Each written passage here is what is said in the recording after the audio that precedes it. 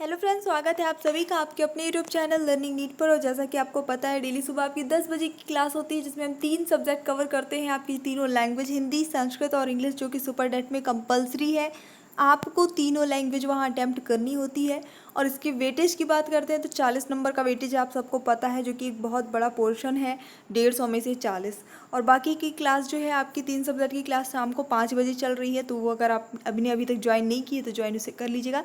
चलिए सभी को गुड मॉर्निंग, स्टार्ट करेंगे सेशन। जितने भी लोग जुड़ चुके हैं रिप्लाई करने के लिए रेडी हो जाइए। तो आज का जो पहला प्रश्न है वो है, विज्ञाय में धातु है कौन सी?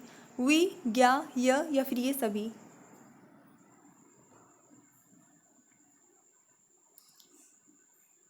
तो यहाँ पे जो सही उत्तर होता है वो हो जाता है ऑप्शन नंबर बी। यहाँ पे ज्ञा धातु है। गीति में प्रत्यय है क्या? तुमुन, कत्वा, तिन या फिर ल्यप? ती शेष बचता है किसमें?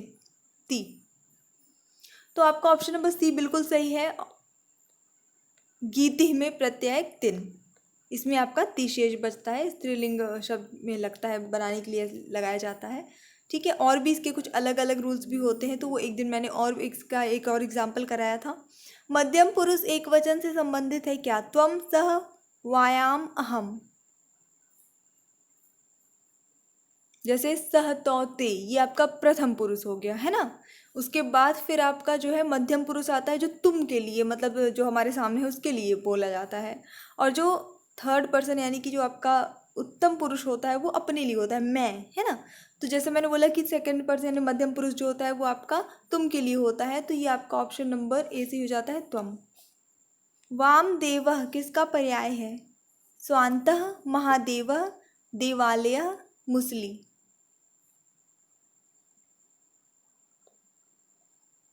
उत्तर सही होगा यहाँ पे आपका ऑप्शन नंबर बी, महादेवः। पिब धातु लट लकार मध्यम पुरुष एक वचन का रूप क्या होगा? सीधा सीधा लट लकार ही पूछा है तो आसान भी हो जाता है थोड़ा सा। मध्यम पुरुष एक वचन का रूप किसी का भी याद हो, आपका लिख का याद हो, गच्छ का याद हो, पठ का याद हो, एकदम वैसे ही चलेगा, सेम।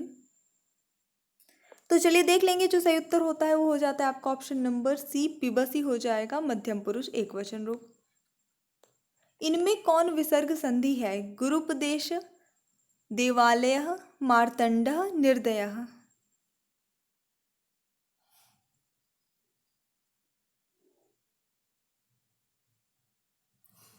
उत्तर सही होता है आपका ऑप्शन नंबर डी, निर्दया, निधनदया। एकोन पंचाशत हिंदी शब्द का बोधक क्या है? 29, 49, 69, 79? कई लोग इंग्लिश मीडियम वाले जो स्टूडेंट्स होते हैं, कई लोग, सभी को नहीं कहूँगी लेकिन कई लोग हैं ऐसे जो ये हिंदी से ऐसे लिखे रहते हैं नंबर, तो नहीं समझ पाते हैं कि ये क्या लिखा है। और एग्ज़ाम में ज़रूरी नहीं है कि ऐसे डिजिट में लिखा है तो आप उसको पहचान सके, इस तरह से लिखा है, ऐसा भी लिखा आ सकता है। तो एक बार आप जो है हैंड कम से कम 100 तक की याद कर लीजिए गिनती, क्योंकि वैसे 90% लोगों को याद ही होगी, लेकिन अभी भी मैंने कई लोगों को देखा है जब हिंदी में कुछ बोलो तो बोलते हैं कि इसका मतलब इंग्लिश में बताओ। तो याद कर लीजिए जिन लोगों को नहीं याद है, क्योंकि याद होनी चाहिए, ठीक है। हिंदी हमारी मातृभाषा, एग्जाम में इस तरह का आ गया तो परेशान हो जाएंगे। मैंने भी बहुत बड़े होने के बाद याद किया था, लेकिन किया था, ठीक है। तो यहाँ पे जो सही उत्तर हो जाता है इस प्रश्न के लिए वो हो जाता है आपका ऑप्शन नंबर बी, 49, यानी कि 49। तो एकोन पंचाशत, तो पंचाशत मतलब होता है 50। एकोन पंचाशत मतलब होता है कि एक कम 50, यानी 50 में एक कम, ठीक है। तो आपका आंसर आएगा 49। रमा का तृतीय बहुवचन है क्या? रमाभि, रमाभ्य, रमाणाम, रमयोः?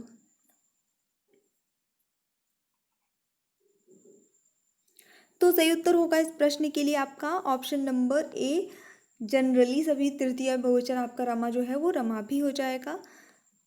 यही अगर चतुर्थी बहुवचन पूछा होता तो क्या होता? फटाफट से कमेंट करके बताइए, सबको पता होगा। मत्या शब्द में विभक्ति और वचन कौन सा है? पंचमी एक वचन, षष्ठी एक वचन, दोनों या तृतीय एक वचन?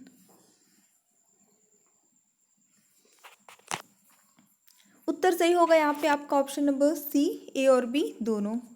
वारी शब्द का पंचम बहुवचन क्या रूप बनेगा? वारिणोः, वारिभ्य, वारीणि, वारिणी? तो देख लीजिए यहाँ पे, ये मैंने आपको पढ़ाया भी था कि किस तरह से आप इजीली याद कर सकते हो। उसमें भी ये चीज़ें बताई थी कि पंचम बहुवचन आप किसी का भी ले लेंगे तो उसमें लास्ट में भ्य मिलेगा, चतुर्थी बहुवचन में भी आपको भ्य मिल जाता है। तो ये आपका एक बहुत अच्छी पहचान हो जाती है। ऑप्शन नंबर बी बिल्कुल सही उत्तर यहाँ पे हो जाता है, सभी का सही जितने भी लोगों ने गेस किया है बी। सेवा सदन किसका उपन्यास है? राजेंद्र यादव, प्रेमचंद, प्रसाद या रांगेय राघव?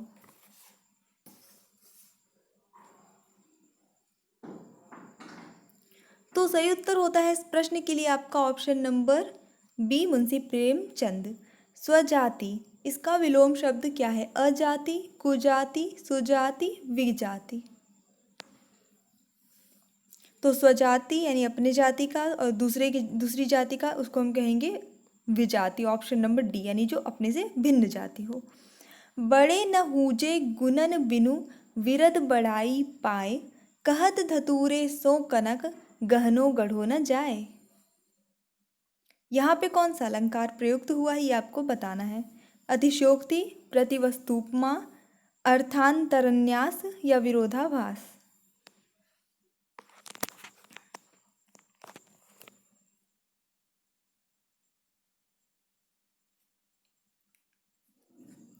ये अच्छा प्रश्न है, और इस तरह का प्रश्न अगर आपके एग्ज़ाम में आता है तो आपको इसके लिए तैयार होना है। और इसी के साथ एक बार आपको वीडियो भी लाइक करना है, तो प्लीज़ वीडियो भी लाइक कर दीजिएगा, और जो लोग चैनल पे न्यू हैं तो शेयर करते हुए और चैनल को सब्सक्राइब प्लीज़ कर लीजिएगा, ये छोटी सी मेरी रिक्वेस्ट है। तो यहाँ पे जो सही उत्तर होता है आपका ऑप्शन नंबर सी हो जाएगा, अर्थांतर न्यास ये अलंकार यहाँ पर है। और जब किसी सामान्य कथन को विशेष एग्जाम्पल से या फिर किसी विशेष कथन को सामान्य एग्जाम्पल के साथ में जो जनरली सभी जानते हो उससे समर्थन किया जाए एग्जाम्पल देते हुए, तो वहाँ पे जो आपका ये अलंकार होता है, इसका एक बहुत फेमस एग्जाम्पल वो भी है कि जो रहीम उत्तम प्रकृति काकरी सकत कुसंग, चंदन विष व्यापत नहीं लपटे रहत भुजंग। तो वहाँ पे भी वही चीज़ है कि प्रकृति और अगर अच्छी हो तो कोई क्या कर सकता है, ये दर्शाने के लिए किसका एग्जाम्पल दिया गया है कि जैसे चंदन के पेड़ पे सांप जो है लपटे रहते हैं लेकिन फिर भी जो है चंदन में विष नहीं आता है। तो यानी कि एक एग्जाम्पल दिए, जैसे यहाँ पे देखिए ये एग्जाम्पल दिया गया है नॉर्मल बात के लिए। तो यानी कि किसी सामान्य बात का विशेष कथन से समर्थन किया जाए या फिर किसी विशेष बात का सामान्य कथन से समर्थन किया जाए, वहाँ पे आपका ये अलंकार होता है। अगला प्रश्न देखेंगे, जो देखने में प्रिय लगता हो उसको क्या कहेंगे? समदर्शी, प्रियदर्शी, प्रियपाल, दर्शन प्रिय? उत्तर सही जाता है इस प्रश्न के लिए आपका ऑप्शन नंबर बी, प्रियदर्शी। निम्नलिखित में से तत्सम शब्द कौन सा है? प्रतिनिधि पढ़ के नहीं बताऊंगी अब, ठीक है, पढ़ने से समझ में आ जाता है कि कौन सा यहाँ पे सही, क्योंकि सारे एक ही वर्ड लिखे हुए हैं। ये शब्द, ये प्रश्न होना चाहिए था कि इसमें से शुद्ध वर्तनी कौन सी है, जहाँ तक मुझे लगता है ये मिसटाइप्ड क्वेश्चन है या मे बी। चलिए देख लेंगे यहाँ पे जो सही उत्तर होता है इसकी, एक्चुअली वर्तनी वाला प्रश्न ही मान लीजिए इसको आप, है ना, तत्समी गलत लिखा हुआ है। ऑप्शन नंबर सी सही होगा, प्रतिनिधि ऐसे लिखा जाता है। कौन सा शब्द भ्रमर का पर्यायवाची शब्द नहीं है? भ्रमर मतलब भौरा जो होता है। सलभ, चंचरीक, शिलीमुख, मिलिंद?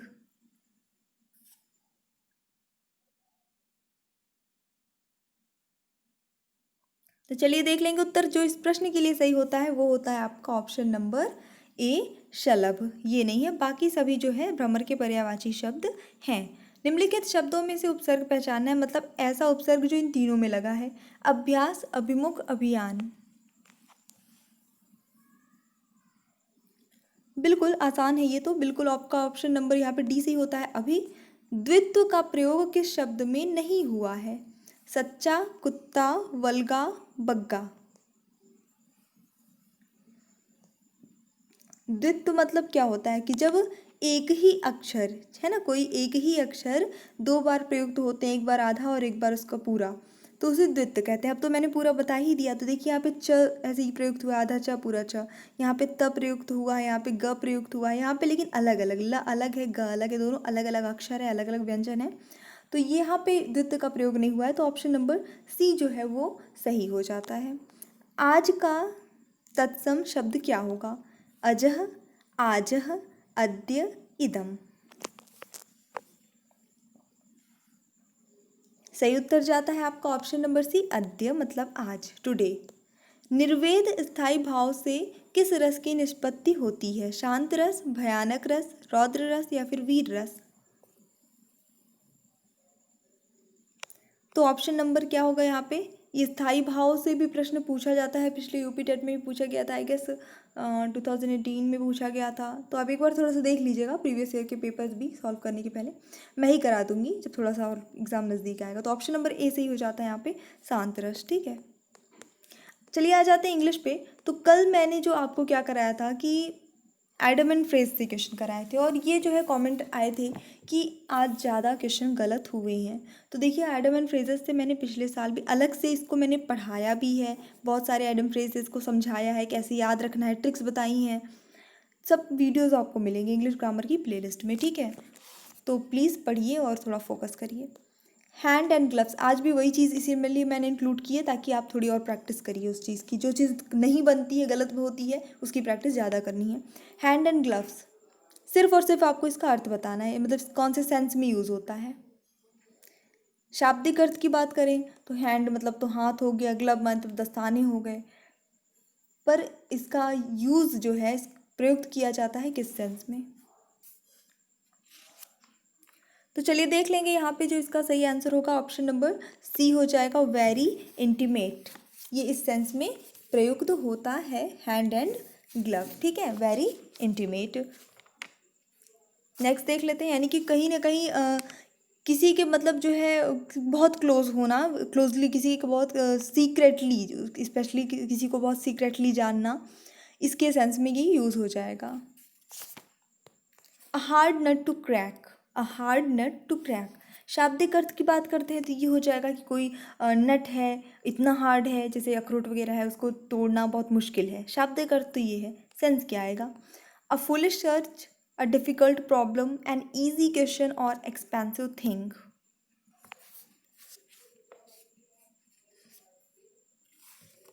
तो चलिए देख लेंगे यहाँ पे, जो सही आंसर हो जाता है आपका इस क्वेश्चन के लिए वो हो जाएगा option number B, a difficult problem, यानी कि कोई कड़ी मुसीबत जिसे सॉल्व करना थोड़ा मुश्किल है, जैसे कि एक हार्ड नट को क्रैक करना मुश्किल है। At a loss, expert, enable, able, defeat. So यहाँ पे जो करेक्ट आंसर होगा आपका इस क्वेश्चन के लिए वो हो जाता है option number B, enable. Enable के सेंस में ये यूज़ हो जाता है आपका। ठीक है, एट अ लॉस ये एक्चुअली एक आइडियम है जिसका सेंस होता है किंग कर्तव्य विमूढ़। ठीक है, इस सेंस में ही यूज होता है। शुद्ध हिंदी अभी मैंने बता दी है, तो एक बार लाइक कर दीजिएगा। इन ब्लैक एंड वाइट, शाब्दिक अर्थ क्या है? काले सफ़ेद में होना, है ना। सेंस क्या आएगा? Useless, in writing, in short, in full swing.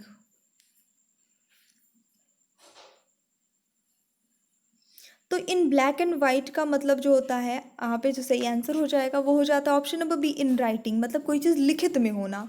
कोई भी चीज़ को, जैसे अब यहाँ पे जो आपके सामने ये चीज़ें हैं वो ब्लैक एंड वाइट कलर में है ना, तो ये नहीं कि ब्लैक एंड वाइट में रेड से लिख दूंगी तो इसका मतलब भी वही होगा। इसके लिए आप आइटम यही यूज़ करेंगे, इन ब्लैक एंड वाइट, भले ये रेड से लिखा है। कुल मिला के कोई चीज़ लिखित में होना, उसके लिए है।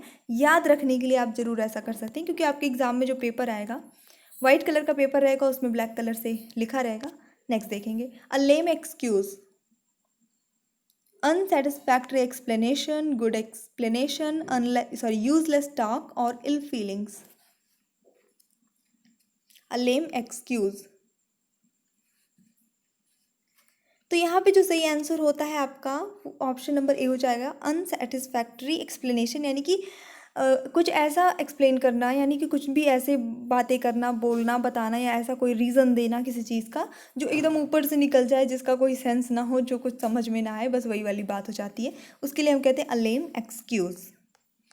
To hit the jackpot, jackpot लगना, बताइए फटाफट से। To gamble, to get an unexpected victory, to be wealthy और टू मेक मनी क्विकली।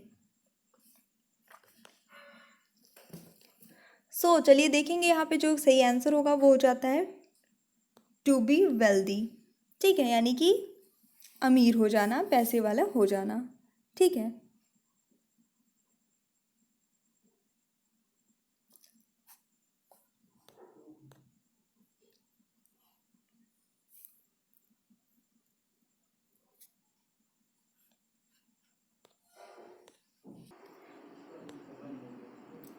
आपका जो आंसर टू बी वेल्दी यानी कि बहुत अमीर हो जाना, पैसे मिल जाना कहीं से भी कुछ, या फिर बहुत सफलता प्राप्त कर लेना, ऐसी सफलता जिससे पैसे मिले, ऐसी।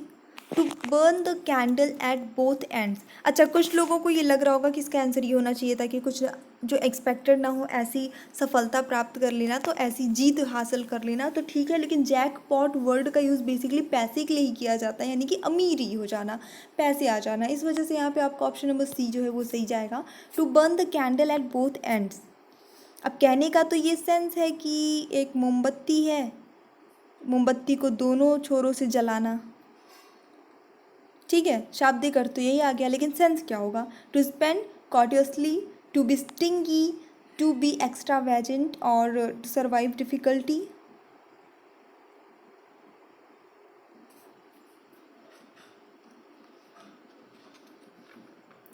चलिए देख लेंगे यहाँ पे जो इसका करेक्ट आंसर हो जाता है वो क्या होगा। ऑप्शन नंबर यहाँ पे डी हो जाएगा, टू सर्वाइव डिफ़िकल्टी, यानी कि मुसीबत झेलना, परेशान हो जाना, थक जाना किसी भी चीज़ों से, परेशानियों से, ठीक है।